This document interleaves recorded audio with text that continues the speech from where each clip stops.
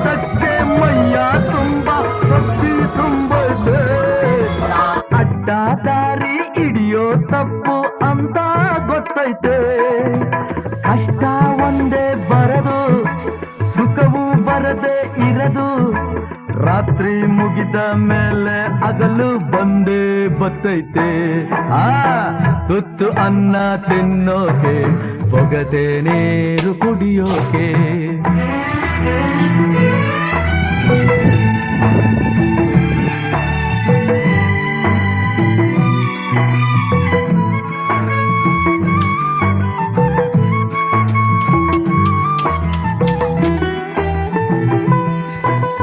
ಹರಿಯೋ ನದಿಯು ಒಂದೇ ಕಡೆ ನಿಲ್ಲ